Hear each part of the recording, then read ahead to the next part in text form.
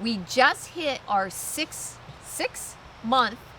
nomadversary, which means we have been full-time in our RV for 6 months.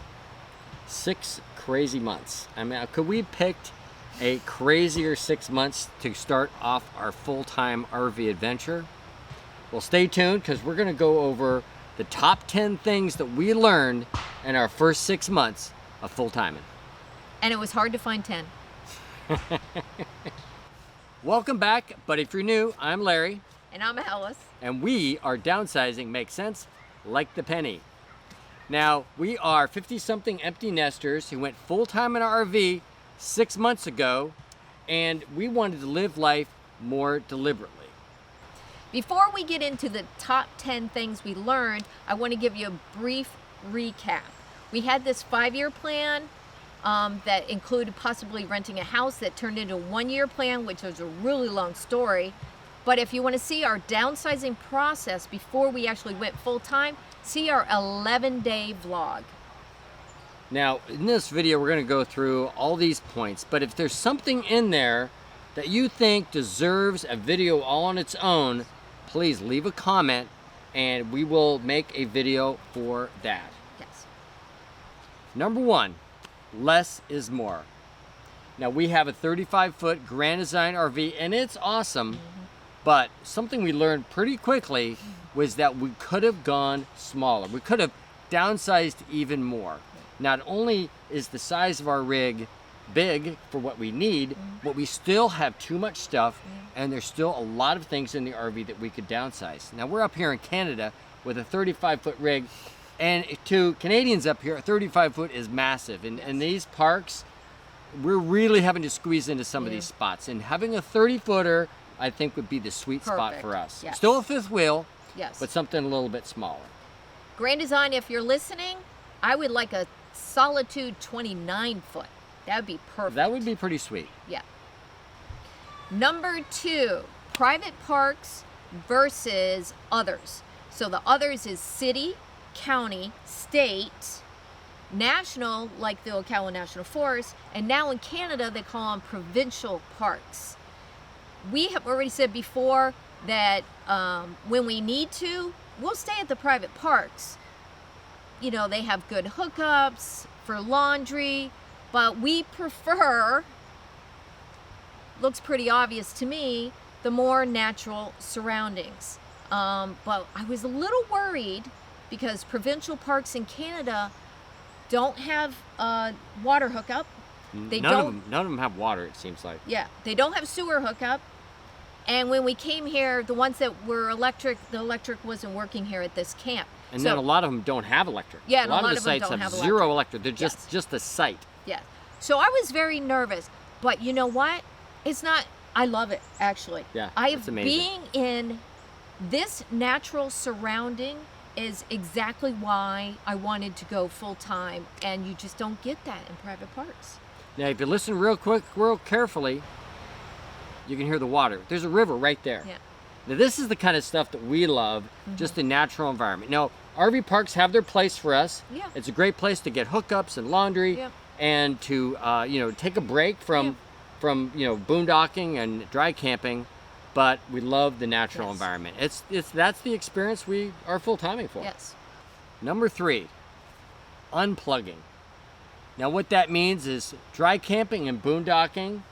Now, obviously, to do that, you have to have an enhanced electrical system. I really think all RVs for full-timers should have an enhanced electrical system. What I mean by that is a full RV inverter with lithium batteries or some battery system. Solar is an awesome thing to have for when you are boondocking, to be able to recharge those batteries. But if you don't have that, you can use a small generator to recharge your batteries too. But having the ability to have batteries and an inverter to run off the grid completely changes the options that you have for RVing, and especially for full-timers. And it's not just for dry camping and boondocking. For instance, when we mooch docked, we were plugged into like a 15 just a 15 amp plug at my buddy's farm. And we kept popping those breakers. popping the breakers. And as soon as we put the inverter system together, before I even put the solar panels on, I had the inverter installed, and it completely changed it. The batteries and the inverter would jump in hybrid mode, and we could run whatever we wanted. Obviously, within reason, we couldn't go crazy, with the air conditioner and the microwave and all this stuff at the same time.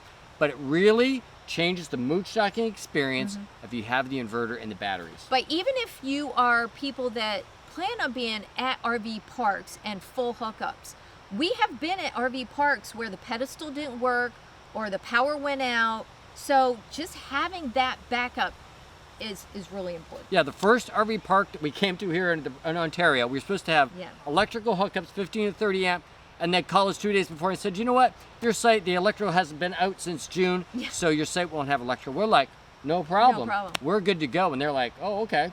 Yep. Number 4, everything can break. Now, whether you are in a home, you own a boat, a car, a motorcycle, things break. But when you're full-time in an RV and move often, something definitely is going to break. So I am really lucky that I got this guy right here, except for this beard. I'm still working on that one. And he can fix almost anything, right? Well, except for the slides. Except for the slides. Now, it's really important. I used to stress over things breaking. Then I finally just came to the realization, you know what? It's all going to break eventually. I just got to make sure I'm prepared with the tools to fix it if I can. I have extra parts. And the most important thing, I think, is that you have a budget that you're ready to go. If something breaks, you have the budget, emergency fund, whatever you want to call it, ready to fix it. Because if you have to stress over something breaking all the time, just accept it's all going to break eventually. And once I did that, I'm just a lot less stressed about the RV. Just, maintenance, tools, extra supplies, parts. A little extra money. And then a little extra money, and that will be a much less stressful full-time living experience. I think it did help that when we moved into our RV, our bedroom slide was already broken. So we were already prepared for things like that. But we're lucky, if you've seen that slide video, Grand Design stepped up, totally took care of our slide. It's not something that even the magnificent Larry could fix, rebuild a slide. But I don't know. He did install the solar all by himself, so maybe he could have. Yeah, that's a good point. I mean, obviously, always work with the manufacturer, work with the warranty if you've got one. Yes. I don't recommend an extended warranty. We covered that in the slide video. Yeah. We have one, and it's pretty much worthless from wholesale warranties. But, just don't stress about it too much and be ready for it to break. Number 5, adapt. And boy, have we had to adapt. Because after full-time for a month and a half, I had 2 to 3 months of reservations at state parks in Florida, and they were all canceled. So we had to adapt. We wound up getting a private property and staying in lockdown for 2 months. That was an adaptation in itself. Larry worked less, so I had to adapt to that.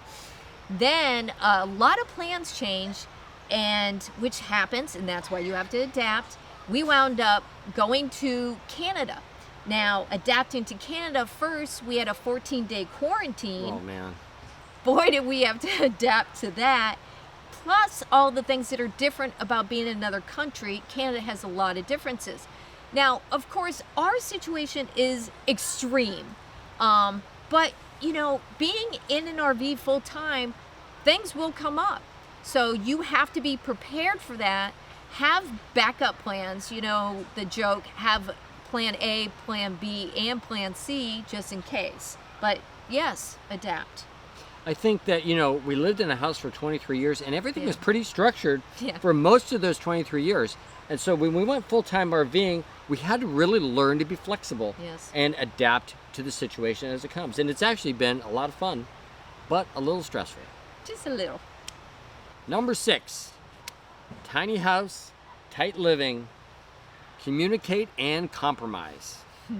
Now, when you go from living in a big house, even though we've been together for 35 years, moving into a small space, we really had to work on our communication skills And then we had to both make a lot of compromises in a lot of things, you know, whether things that we wanted to bring on the RV, things that we didn't want to bring on the RV. There was a lot of things I'm like, you don't need that. And she's like, you don't need that. Yep. But that's a part of the communicate and compromise. Yes. If add that, 2 dogs, Yeah. and, you know, a big 5th wheel really doesn't seem that big after all. No. But one of the things that helps if you're tiny living, besides, you know, the whole communication, which is be as organized and clean as possible. Because it's amazing how quickly a small space can get dirty. And when there's already this tension because you're living small, especially around now, having everything in its place, and like he's like, where's my whatever? And I can say, it's right where you left it. And he's a little bit of a slob, so I have adjusted. That's just absolutely not true. I have bins for everything. And one of the things I actually do like, one of the things I do like to do a lot of is every couple of weeks, I go through all my bins and reorganize, and I set stuff aside that, you know what, I haven't used that, let's get rid of that. And but that's tools. I'm talking about inside the home, which is my territory. There are socks everywhere. But I mean, overall, I think another thing is that don't be afraid to go out and buy something that you got rid of. Yes. Sometimes I'm like, we can't buy that because I just threw away one or gave it away to Goodwill. I'm like, don't be afraid to, if you really need it, to go back out and buy it again. We've done that with several things. I got rid of a fan of hers. She was so mad that I left the fan in storage. But, you know, we went out and got another fan, 35, 40 bucks, whatever it is. But, you know, don't be afraid to go out and repurchase stuff. And don't be afraid to say, hey, Larry, I am really mad you got rid of my fan without even asking me because I really needed that. So seriously though, I'm the silent one. I'll brood for like You don't want to be days. around her when she gets hot. So just again, communicate, try to keep everything organized, have a place for everything, which seems silly, but and keep it clean, people. Keep it clean. Number 7. RV dogs. Dogs, pets in general, take a lot of commitment. There's a lot of supplies to go with it. There's a lot of expense. So just add to that in an RV and the limited space you have. Now, the other thing you have to consider is having pets with you, it limits what you can do. There are times that we don't go on certain hikes because they can't go with us. Or we'll shorten hikes because we left them in the RV. So those are some of the things you have to consider. And if you have a special needs dog like Chewy, there's medication I had to order for 3 months worth. There's also all those things to go with having a special needs dog because she definitely can't go on a lot of hikes. So what I would say is if you're thinking about going full time and you don't have a pet, don't get one. Yeah, well, try it out first, what it's like to live full time in an RV, and then if you're like, no, I really want to have a pet, then go ahead and do it. But I would never do it without. Yeah, dogs. You know, our dogs definitely enhance our lives, but there's a cost to bringing your pets along with you. There's lots of things that we can't do, which is fine. We're aware of that, and we work the best we can to make sure the dogs are safe when we're not around. We have monitoring systems to take care of that. But, you know, it's not for everybody. But just be aware that if you're going to full-time RV, the pets are going to be a major concern. Number 8, destination versus journey. I'm destination, and she's journey. Now, what we mean by this is that I really am very pragmatic. We have to go from point A to point B. I want to plan the best route, get there, and get us there safe. Alice wants to stop and see every ball of yarn along the way, and you know, that's just not my thing. But we have learned to compromise, and I give her her stops. Now I allow her 16 minutes at a rest stop instead of 15. But you know, this is one of the things that we're learning about both of us is that, you know, we're traveling around in Florida when we're just going a couple hours. It was no big deal. You know, we had a trip to the Keys, you know, that wasn't that long. But when we took that trip to Tennessee and the trip from Tennessee to Canada, we learned a lot about our different travel styles, and she nearly about killed me on the way to Canada. But, you know, it's one of those things you learn along the way. But that goes back to the communicate, because I'm not really good at communicating. But I finally said to him, listen. Yeah, after about 12 hours of complete silence, then she told me what was going on. I was like, if you want us to continue doing this together, right, I need to make. If you want to stay alive, then you better change your ways, mister. Yeah, but I've also told him, okay, these are the type of things that I want to see, so he knows beforehand, instead of me going, oh look. Yeah.